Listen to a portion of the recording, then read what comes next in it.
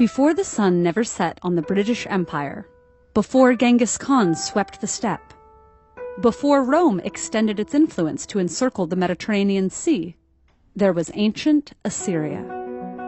Considered by historians to be the first true empire, Assyria's innovations laid the groundwork for every superpower that's followed. At its height, in the 7th century BCE, the Assyrian Empire stretched across modern Iraq, Syria, Lebanon, Israel, and parts of Turkey, Iran, and Egypt. Its wonders included a vast library and large botanical and zoological park. But the story of Assyria's rise to dominance began many centuries earlier, in the late Bronze Age, in a city called Ashur. Ashur was a tin and textiles trading center located along the Tigris River in northern Iraq. It shared its name with a god thought to be an embodiment of the city and later of the entire empire.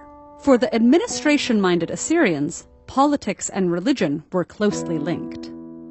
Around 1300 BCE, a high priest named Ashur-uballit I took the title of king and initiated a tradition of military campaigns, effectively transforming Assyria from a city-state to a territorial state. This meant that a single administrative entity oversaw many places, cultures, and peoples. For the next 150 years, Assyria extended its reach and thrived. In the 12th century BCE, a mysterious catastrophe that still bewilders archaeologists caused the Assyrians to lose much of their territory. A few hundred years later, however, Assyrian kings began a new round of conquests. This time, they honed their administrative system into an empire that would last generations. Assyrians were military innovators and merciless conquerors. During their conquests, they used siege tactics and cruel punishments for those who opposed them, including impalement and flaying. The growth of their empire was due in part to their strategy of deporting local populations, then shifting them around the empire to fulfill different needs. This broke people's bonds with their homelands and severed loyalties among local groups. Once the Assyrians conquered an area, they built cities connected by well-maintained royal roads. Often, when a new king came to power, he would build a new capital. With each move, new palaces and temples were erected and lavishly decorated. Although kings claimed absolute power, we know that an extensive system of courtiers, provincial officials, and scholars influenced affairs.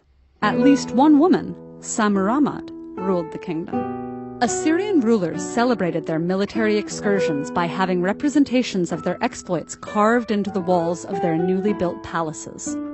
But despite the picture of a ruthless war state projected by these records, the Assyrian kings were also interested in the cultural traditions of the region, especially those of Babylonia, a separate state to the south.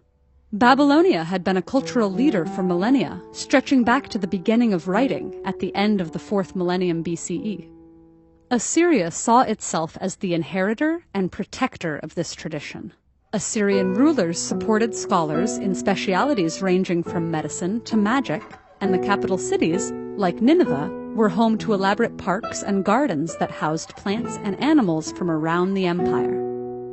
One of Assyria's final rulers, Ashurbanipal, sent scholars throughout Babylonia to gather up and copy ancient literary works.